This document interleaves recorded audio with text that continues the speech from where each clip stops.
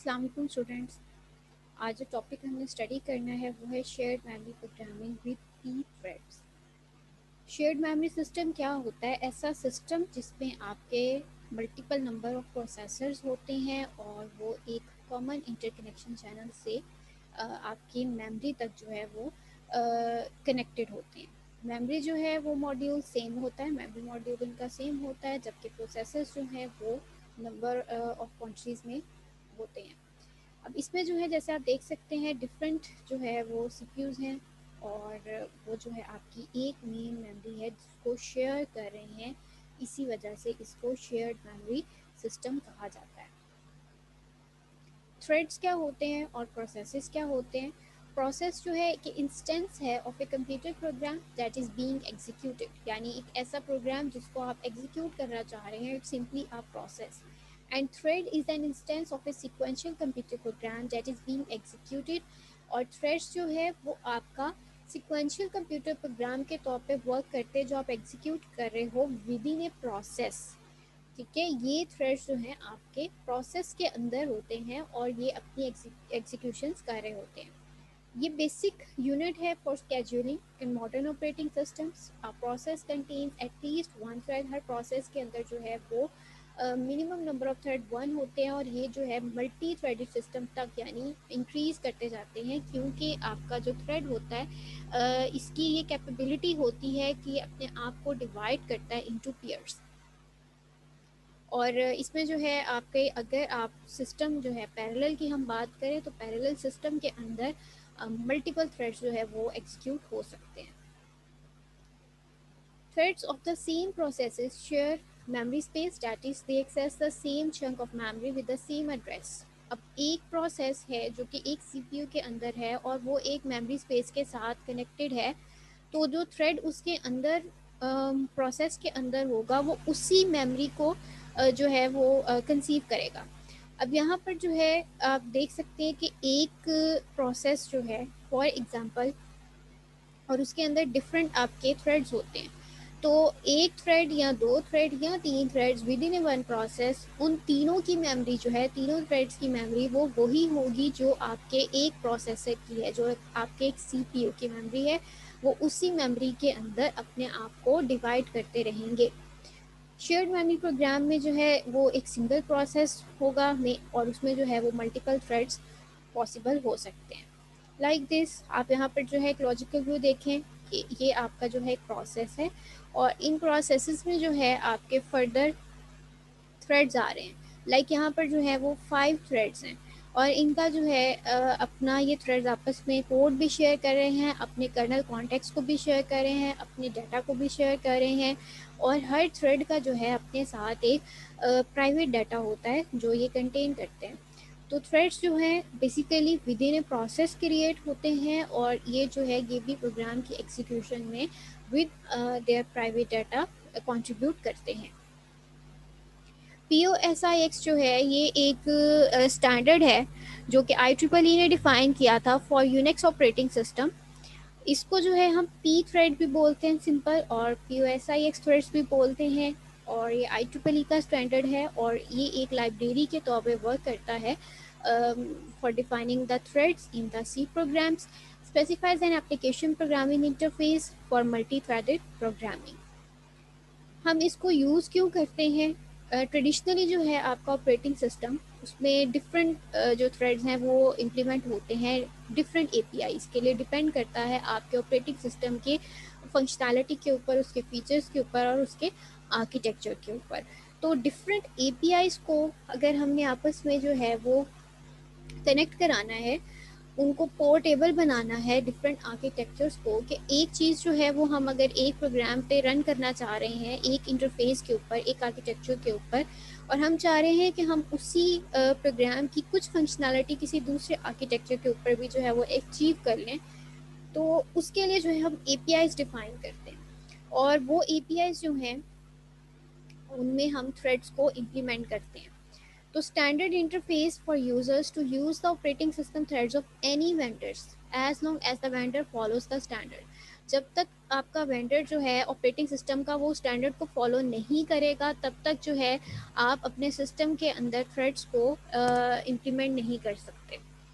अब ये जो है सिंपल एक आर्किटेक्चर वाइज चीज़ आ जाती है। सिंपल आप इसको जो है वो इस तरीके से कंसीडर कर सकते हैं कि दो डिफरेंट आर्किटेक्चर्स हैं और उनको आपस में आपने एक इंटरफेस पर जो है वो लेकर आना है।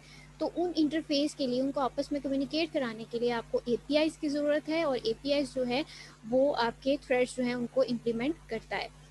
इसमें जो है यूज़ का ये है कि इम्प्रूव पोर्टेबिलिटी होती है, और ये ओएस डेवलपर्स जो होते हैं उनको भी ये हेल्प आउट करता है ताकि वो अपने थ्रेड्स को इम्प्लीमेंट कर सकें अपने आर्किटेक्चर्स में।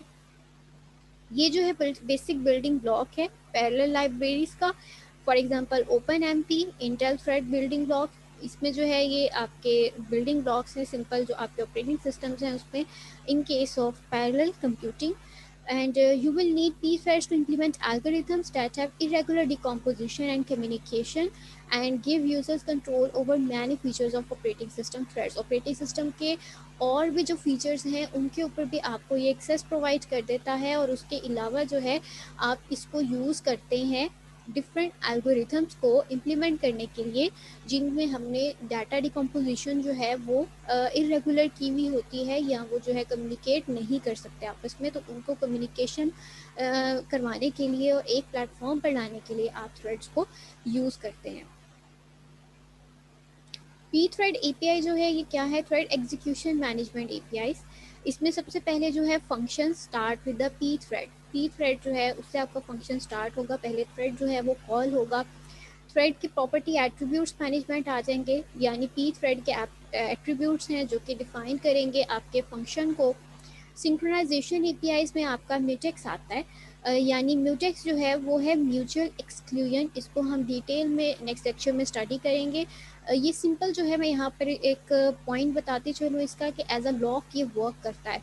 एक कोड को ये जो है एक कोड के ऊपर अपने आप को मैप कर लेता है और उसको लॉक कर लेता है, और जब तक नेक्स्ट कोड जो है वो जनरेट नहीं होता ये उसको रिलीज़ नहीं करता।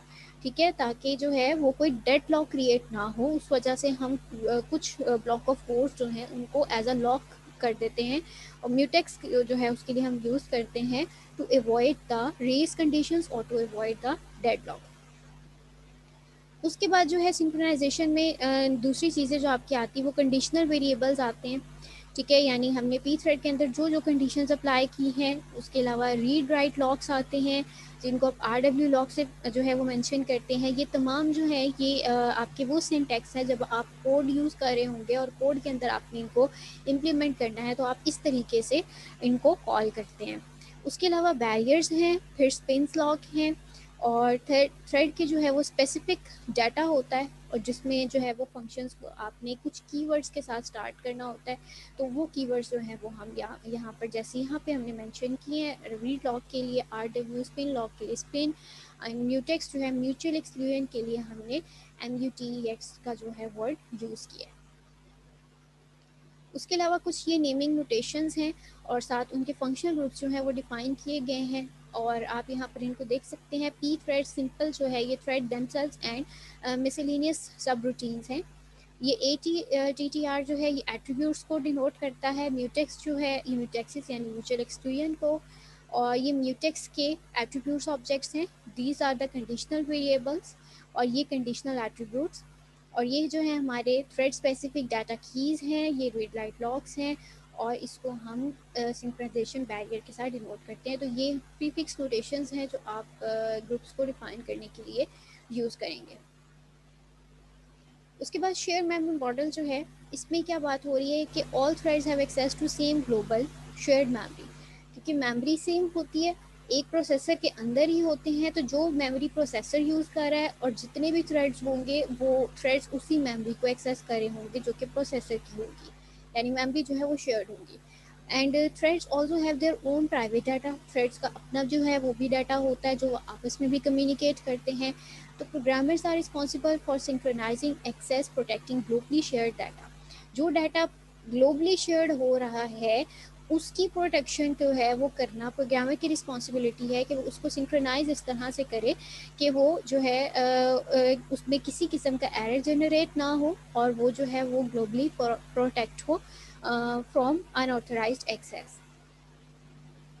ये आपका एक शेयर्ड मेमोरी सिस्टम है और ये आपका जो है आप इसको कंसीडर कर लें कि ये एज अ होल एक प्रोसेसर है और उस प्रोसेसर के अंदर ये थ्रेड्स हैं।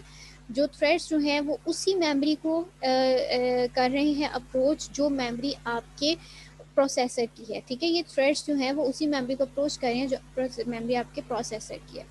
और हर थ्रेड जो है उसके साथ एक अपना प्राइवेट डाटा होता है जिसमें वो थ्रेड जो है वो डिफाइन किया गया होता है। डिफरेंट उसकी जो है वो एट्रीब्यूट्स हैं, उसके फंक्शंस जो भी है वो यहाँ पर उनके हर एक थ्रेड के साथ वो लिंक्ड है। और ये जो है ये भी इस मेमोरी के साथ ही थ्रेड आपस में कम्युनिकेट कर रहे हैं। उसके बाद है thread safeness. It refers an application's ability to execute multiple thread simultaneously without clobbering share data और क्रिएटिंग द रेस कंडीशंस। जी, यानी शेयर डाटा जो है उसको डिस्टर्ब किए बगैर, उसमें किसी किस्म का एरर जनरेट किए बगैर आपने थ्रेड्स को साइमल्टेनियसली एग्जीक्यूट कराना है। तो ये आपके एप्लीकेशन के ऊपर जो है वो उसकी एबिलिटी के ऊपर रेफर करता है। उसकी एबिलिटी जो है वो उसको डिफाइन करता है कि वो कितना कैपेबल है कि अब आपका जो डाटा आउटसाइड दी प्रोसेसर जो आप शेयर कर रहे हैं थ्रू पैरेलल प्रोग्रामिंग, उसमें जो है वो आपका थ्रेड्स आपस में क्लैबर ना करें। ठीक है जी, रेस कंडीशंस को क्रिएट ना करें, कोई डेडलॉक जो है वो क्रिएट ना करें। इसकी एग्जांपल है an application creates the several threads each of which makes a call to the same library routine. अब एक एप्लीकेशन है उसमें सेवरल थ्रेड्स क्रिएट हो रहे हैं और उसमें से हर एक जो है वो एक ही लाइब्रेरी रूटीन को कॉल कर रहा है। दिस लाइब्रेरी रूटीन एक्सेस और मॉडिफाइज अ ग्लोबल स्ट्रक्चर और location in the memory. As each thread calls this routine, it is possible that they may be try to modify this global structure memory location at the same time. ठीक है जी, अब ये library routine जो है ये processor ने globally call की थी अपने मेमोरी लोकेशन के अंदर अपने डाटा स्ट्रक्चर को या अपने डाटा को मॉडिफाई करने के लिए। और उसी टाइम जो है उस प्रोसेसर में मौजूद एक थ्रेड ने जो है उस रूटीन को कॉल कर लिया है for the same function. If the routine does not employ some sorts of synchronization constructs to prevent data corruption, then this is not the thread safe. हाँ जी, तो यहाँ पर जो है वो ये बात हो रही है कि प्रोसेसर जो है आपका उसने लाइब्रेरी कॉल जो है उसमें लाइब्रेरी रूटीन को कॉल किया है to modify some operation on the data. ठीक है जी, और आपके उस प्रोसेसर के अंदर थ्रेड्स जो हैं उसने भी उसी रूटीन को स्पेसिफाई कर लिया है, कॉल कर लिया है अपने लिंक डाटा को मॉडिफाई करने के लिए।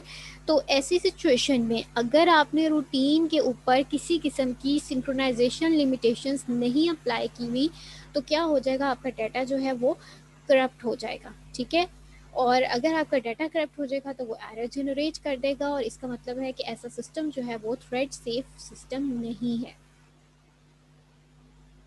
ये जो है थ्रेड सेफनेस की एक मेन एग्जांपल है कि ये आपने सब रूटीन अगर कॉल की है फॉर एग्जांपल, तो यहाँ पर जो है मेन प्रोग्राम आपका ये है थ्रेड 1 जो है वो कॉल कर रहा है सब रूटीन ए को, थ्रेड 2 जो है वो कॉल कर रहा है सब रूटीन बी को और थ्रेड सी जो है वो कॉल कर रहा है सब रूटीन ए को। अभी तीनों जो है ये एक ही सब रूटीन को कॉल कर रहे हैं। ठीक है जी, एक ही सब रूटीन को, और मेमोरी लोकेशन जो है वो भी इनकी सेम है। अब इस पॉइंट पे अगर हमने रूटीन के ऊपर जो है आपकी सिंक्रोनाइजेशन कॉन्स्ट्रक्ट जो है अप्लाई नहीं की हुई, अगर कि वो एक टाइम पर जो है वो इनको एक्सेस कर रहा है, अगर सिंक्रोनाइजेशन कॉन्स्ट्रक्ट हमने अप्लाई नहीं किए हुए हैं तो आपका डाटा जो है वो करप्ट हो जाएगा। You can read this line again, if the routine does not employ some sort of synchronisation constructs to prevent data corruption then it is not the thread safe.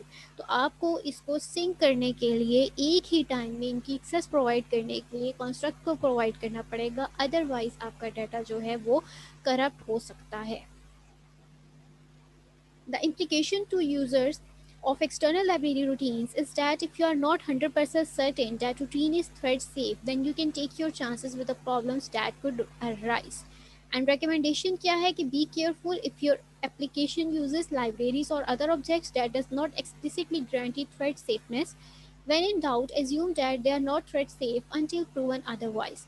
This can be done by serializing the calls to the uncertain routine etc. यानी इसमें जो है आपको ये बताया जा रहा है कि जब आप एप्लीकेशन को देखते हैं जो कि यूज़ कर रही है लाइब्रेरीज़ को और उसमें जो है आपने थ्रेड सेफनेस को एक्सप्लिसिट नहीं किया हुआ, डिफाइन नहीं किया हुआ, तो एरर के चांसेस हो सकते हैं। तो ऐसे में आपको क्या करना चाहिए कि आप उन रूटीन्स को सीरियलाइज कर दें। थ्रेड की कुछ लिमिट्स हैं। Although the pthreads API is an ANSI or IEEE standard, and implications can usually do vary in ways not specified by the standard. Because of this, a program that runs fine on one platform may fail or produce the wrong results on another platform.